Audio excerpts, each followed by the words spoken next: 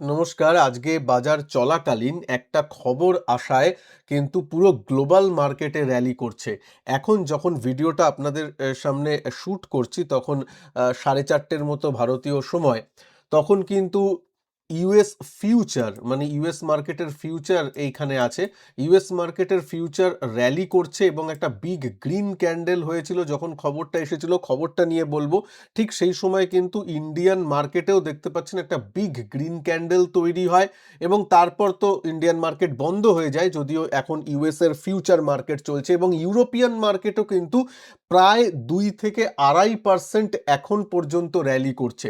যখন ভিডিওটা রিলিজ হবে সন্ধ্যের দিকে কি হবে জানা নেই, কারণ আবার জানেন ট্রাম্পের এক একটা খবরে চেঞ্জ হতে থাকে, কিন্তু আপাতত যে খবর আসছে সেই খবরটাকে আপডেট করি।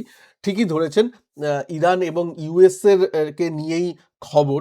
সেই খবরটা দেওয়ার আগে আরও একটা ছোট্ট কথা বলে নিই। এটা তো দেখতে পাচ্ছেন যে র‍্যালি ব্যাপারটা হচ্ছে এবং ট্রেডারদের জন্য, ইনভেস্টরদের জন্য কি কি জিনিস ভালো খারাপ সেই সব নিয়ে আলোচনা করব। তার সাথে সাথে আরও একটা জিনিস আপনার নজরে আনবো, অয়েল।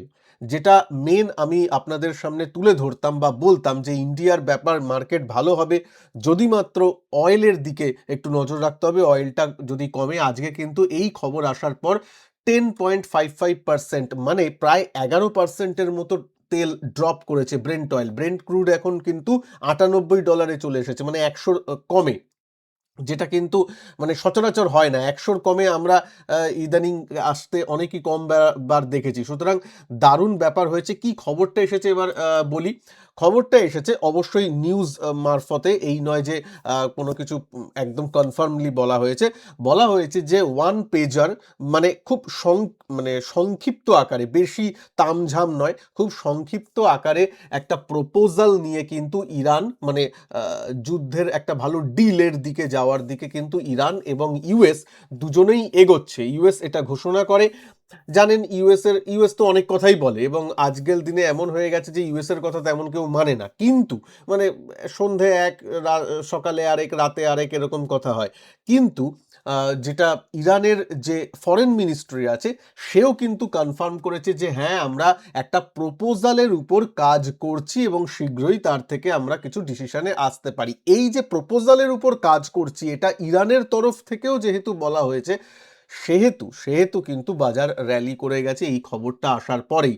মনে করা হচ্ছে, নিউজ মারফতেই শোনা যাচ্ছে যে একটা ওয়ান পেজার কিছু ডিলসের উপর, কিছু পয়েন্টের উপর কথা হচ্ছে এবং তার মধ্যে অবশ্যই স্ট্রেট অফ হরমুজ আছে যার দিকে বিশ্ব তাকিয়ে আছে।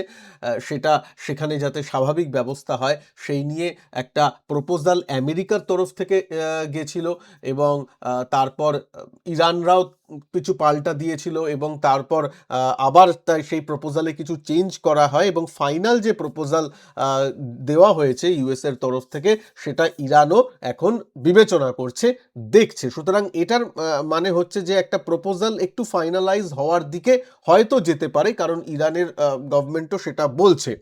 যদিও একটা টাইমলাইন মোটামুটি 48 আওয়ার্সের মতো বলা হচ্ছে, যে এরকম হতে পারে 48 আওয়ার্সের একটা ডেডলাইন টাইপের ব্যাপার। কিন্তু দেখা যাক কি হয়। তবে এটা খুব ভালো বিশ্বের পক্ষে যে একটা ডিলের দিকে দুজনেই বলছে যে হয়েছে। আগে শুধুমাত্র ইউএস একতরফা বলতো, এখন ইরানের যে ফরেন মিনিস্টার সেও কনফার্ম করেছে যে তারাও একটা ডিলের উপর, প্রপোজালের উপর বিবেচনা করছে সিরিয়াসলি। এবং এই খবরটা আসার পরেই দেখেছেন যে দেখুন, শেয়ার মার্কেটের থেকেও আমি এই এই ২-৩ সপ্তাহের আমার এক্সপেরিয়েন্স থেকে বলি, এরকম মাঝে মাঝে খবরেই কিন্তু এরকম মাঝে মাঝে স্পাইক দিয়েছে। কিন্তু তখন দেখা গেছে যে অয়েল তেমন পড়েনি। তার জন্য কি হয়েছিল, এই এরকম স্পাইক দিয়ে তারপর আবার এক ফিজেল আউট হয়ে গেছিল। এইটাও কি হবে সেটা দেখার। তবে এখন মনে হচ্ছে যে কি বলে, তেলের দামটা যেহেতু ধপ করে এক ধাক্কায় 10% ডাউন, সুতরাং একটা কিছু তো টেবিলে চলছে। সবকিছু তো আমাদের সামনে আনা হয় না, আপনারাও জানেন সামরিক ব্যাপারগুলো। কিন্তু একটা কিছু তো কি ওই যে কুছ তো পাক রাহা হ্যায় বলে না, ওরকম কিছু তো একটা চলছে এবং পজিটিভ দিকে চলছে, যার জন্যে কিন্তু তেল ড্রপ করেছে।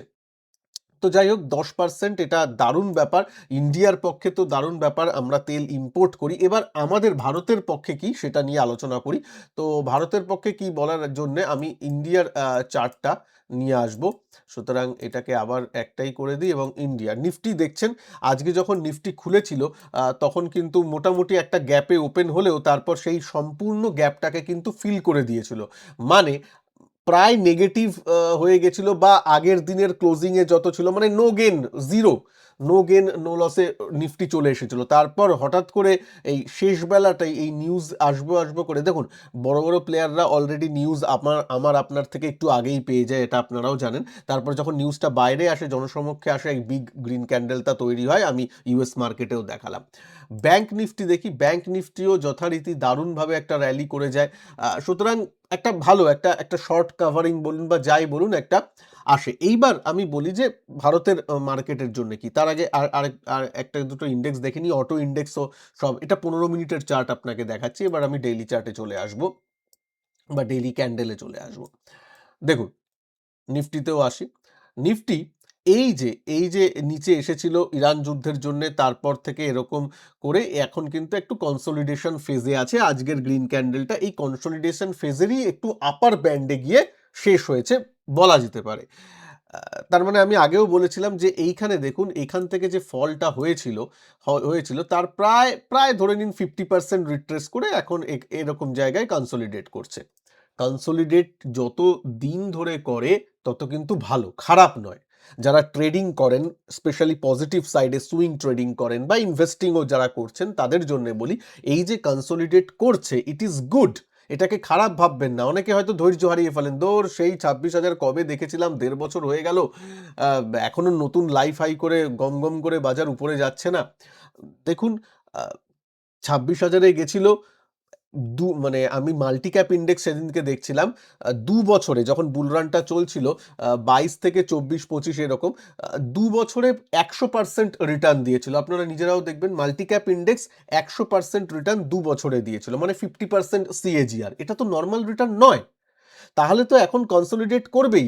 আমাদের ভাগ্য ভালো যে এখন টাইম কারেকশন হচ্ছে, প্রাইস কারেকশন তেমন হয়নি। মানে টাইম কারেকশন হচ্ছে, তো টাইম কারেকশনের মধ্যে দিয়ে যাচ্ছে, তার উপর দিকে এরকম কনসলিডেট করছে, it is well and good, ঠিক আছে। শুধুমাত্র এই লোয়ের দিকে নজর রাখবেন, এই লোটা না ভাঙলেই হলো, তাহলে তত পর্যন্ত আমরা ভালো আছি।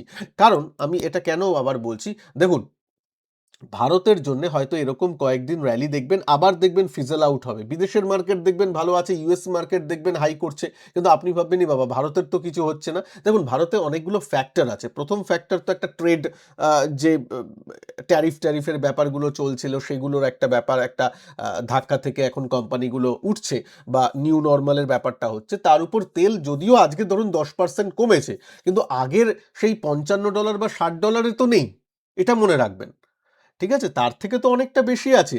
সেই যে প্রেশারটা সেটা অ্যাবজর্ব করতেও তো 1-2 কোয়ার্টার লাগবে ইন্ডিয়ান কোম্পানিগুলোকে।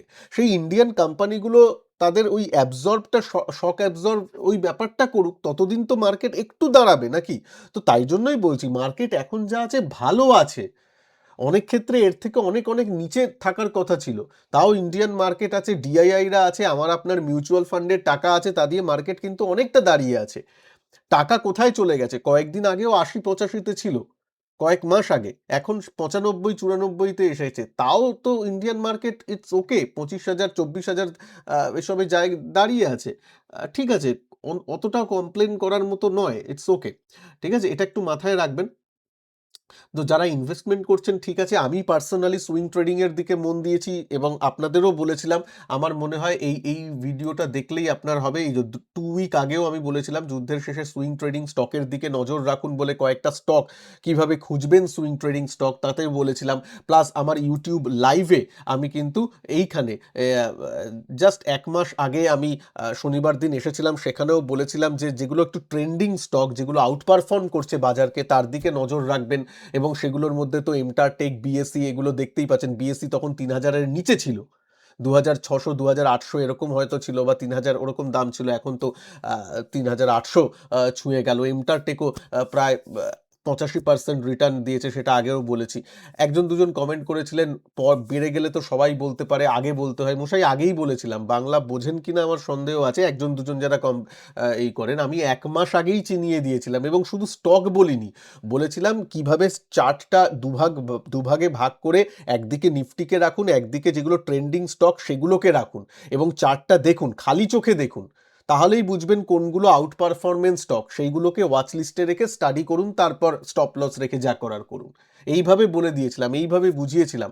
এই আবার লাইভে আপনাদের সাথে আসবো যারা আমার সাবস্ক্রাইবার তাদের জন্যে, এবং সাবস্ক্রাইব মানে ফ্রি অফ কস্টে সাবস্ক্রিপশন। প্লিজ এই চ্যানেলের নিচে দেখুন, এই যে ভিডিওটা দেখছেন তার নিচে দেখুন সাবস্ক্রাইব বাটন আছে, ফ্রি অফ কস্টে চ্যানেলটাকে সাবস্ক্রাইব করে রাখুন।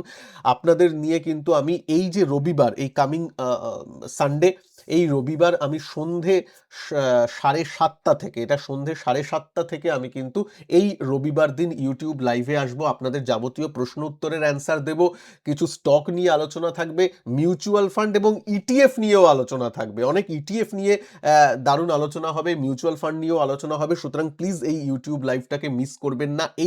রবিবার এই রবিবার আমি আসবো, শনিবার নয়, আবার বলি, এই রবিবার, কামিং রবিবার সন্ধে 7:30 থেকে। আমি লিংক দিয়ে দেবো, আমার ইউটিউব পোস্টেও পোস্ট করে দেবো, চিন্তা করবেন না। আচ্ছা, এইবার আমি আসি যে যারা স্টকে সুইং ট্রেডিং করছেন, সুইং ট্রেডিং যারা করছেন স্টপ লস রেখে আরামসে থাকুন, এবং স্টপ লসগুলো কিরম জায়গায় রাখবেন একটু বলি। দেখুন, এখন মার্কেট যেহেতু ভোলাটাইল, সেহেতু শর্ট স্টপ লসে কিন্তু একটু মুশকিল হতে পারে। আমি পার্সোনালি বলছি, কোনো রকম ফিনান্সিয়াল অ্যাডভাইস নেবেন না। ধরুন একটা স্টক, ধরুন নিফটিরই চার্ট নিয়ে বলি, এরকম জায়গায় কনসলিডেট করছে, তাই তো? তাহলে কনসলিডেশন, এই যে ব্যান্ড তার নিচের দিকে, এই যে কনসলিডেশন ব্যান্ডের যে লোয়ার বাউন্ডটা হয় তার নিচের দিকে ক্লোজিং বেসিসে স্টপ লস রেখে কাজ করুন। তাহলে কি মাঝখানে যদি এই ভোলাটিলিটি কিছু হয়ও, তাহলেও আপনি ঠিক থাকবেন। এবং এই জন্যই স্টপ লস যতটা বড়, যদি বড় হয় তাহলে পজিশন সাইজ কম হবে, সেই অনুযায়ী কিন্তু ক্যালকুলেট করবেন যাতে টোটাল পোর্টফোলিওর 2 থেকে 3%-এর বেশি লস না হয়ে যায় একটা ট্রেডে।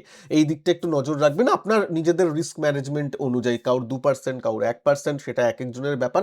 আমি জাস্ট ইন জেনারেল কিছু প্রিন্সিপাল নিয়ে বললাম, যেগুলো সবাই বলে, মানে সব বড় বড় বইতেও দেখবেন লেখা আছে, সেগুলোই একটু মনে করিয়ে দিলাম। কিন্তু স্টপ লসের ব্যাপারটা একটু কনসলিডেশন ফেজের নিচে একটু সেফ স্টপ লস রাখবেন, কারণ এখন কিন্তু একটু ভোলাটাইল হতে পারেন। কারণ ভারতের মার্কেট দেখেছেন, এই নিউজটা এসেছে বলে হয়তো একটা গ্রিন ক্যান্ডেল দেখেছেন, কিন্তু ভারতের মার্কেটে আমি লক্ষ্য করেছি যদি একটা গ্যাপ আপ হয়ও, দিনের মধ্যে কিন্তু গ্যাপটা ফিল করে নর্মাল হয়ে যায়। মানে উপরে গেলেই সেলিং আসে এফআইআইদের তরফ থেকে, বা যাই হোক বড় বড় এইচএনআই বলুন, বড় বড় মার্কেট প্লেয়ারদের বলুন, একটু সেলিং আসে। এখনো যে বাজারে দারুণ একটা বুলরানের মতো বায়ার্সরাই সবাই চলে এসেছে তা কিন্তু নয়। একটু গ্যাপ আপ পেলেই কিন্তু সেলিং আসে, এটা কিন্তু নজরে রাখবেন। সুতরাং তার জন্যই বলছি, এমনিতে বাজার স্ট্রং আছে, ঠিক আছে, একদমই ঠিক আছে। বুলরানের পর মানে কনসলিডেশনের মধ্যে বাজার আছে। মার্কেটে থাকুন, এসআইপি চালু রাখুন। স্টকে যদি থাকেন, সুইং ট্রেডিংয়ে ঠিক আছে, একটু স্টপ লস রেখে কাজ করবেন। মিউচুয়াল ফান্ড এবং ইটিএফ নিয়ে আপনাদের যাবতীয় প্রশ্ন আমি রবিবার আসছি ইউটিউব লাইভে সন্ধ্যে 7:30 থেকে। সেখানে অনেক কিছু ক্লিয়ার করে নিতে পারবেন। ভালো থাকবেন সবাই। নমস্কার, জয় হিন্দ, বন্দে মাতরম।